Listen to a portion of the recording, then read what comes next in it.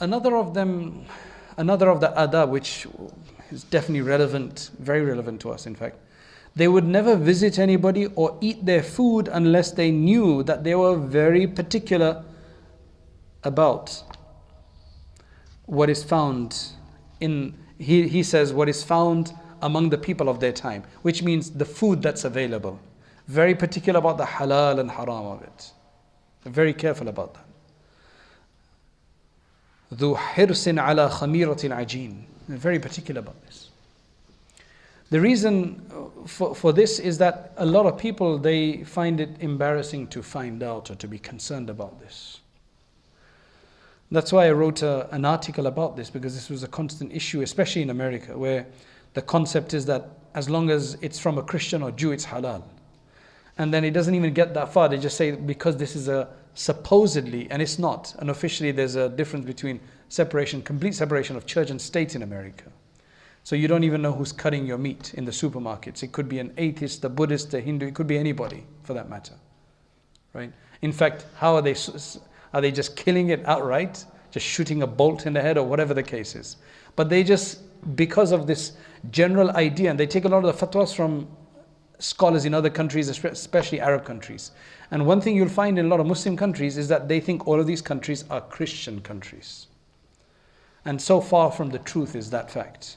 Yes, there's a lot of people who are nominally Christian, some practicing Christians, but a huge amount are just absolutely of no persuasion whatsoever. So you can't just go with that. Even among Muslims, if you find that somebody is not slaughtering properly, you wouldn't give them the benefit of the doubt. So why would you give non-Muslims the benefit of the doubt? Just because some place may look kosher, whereas there are, in America itself, there's over 20 organizations that certify kosher, and not even all Jews agree with all of them. Because I remember once, I purchased some yogurt, or saw some yogurt, and there was kosher gelatin. So for some reason, it wasn't the Ultra-Orthodox Union certified, it was some other organization.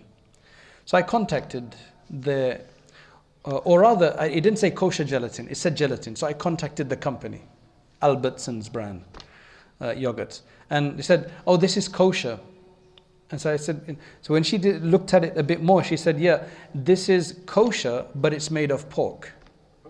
I said, how is that possible? He said, well, this particular kosher group, certifying group, they believe that it's only the flesh which is not kosher. The bones and the skin is kosher. Because gelatin is made of bones or skin. That's where they get it from. Right? Not from the flesh. So for them it's okay. But that is not okay for the Ultra-Orthodox Union, which are more trustworthy than them. You understand? So you've got that issue as well. So if you find that a Muslim has just been knocking an animal on the head and not sacrificing it and killing it, you'd say that's haram. So then why would you just eat from any kosher outlet or any what you think is a Christian outlet? Because what's been allowed of Christian and Jewish meat is because they would sacrifice it in the proper way. If you look at the Bible, in the Old Testament, especially in the Corinthians, it's mentioned how they cut their meat. That's why it was allowed. Because they cut it in a similar way to the Muslims. But now all of these ways are different. So in America, there is this fatwa, it's halal. That's why in America, if you go there and you want proper food, do not ask for halal. Ask for dhabiha. That is the halal. So they have a distinction, a clear distinction. Brother, is this halal? But it's not. I've been to so many places, masjids and other places, and I would never ask, is this halal? They tell me, this is all halal, but this one is dhabiha. Dhabiha means sacrifice properly.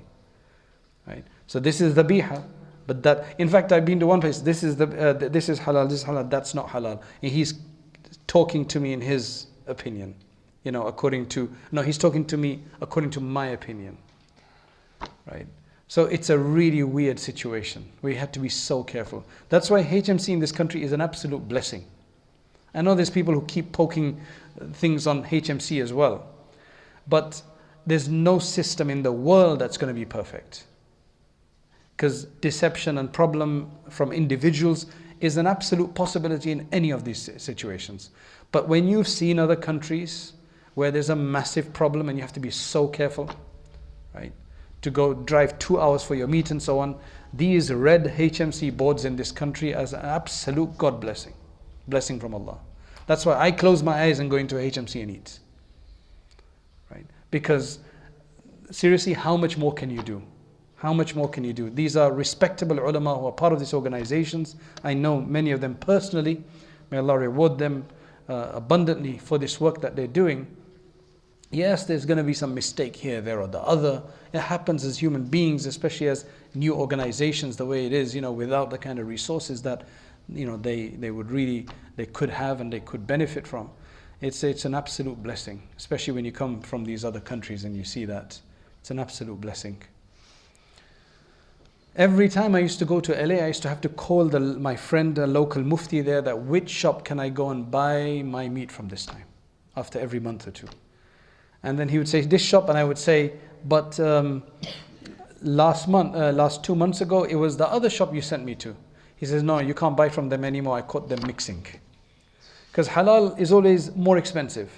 So they buy some halal for a while, they give you some confidence that, and then after that they just start buying from elsewhere. And he caught them mixing. So it's just a massive problem. There's a lot of money to be made in meat, and people are going to make more money when they can. And sometimes it's not the shop owners, it's not really their fault, because they're told by the suppliers it's halal, 100% halal, and they don't know what's. But when you know the industry like I do, it is very difficult.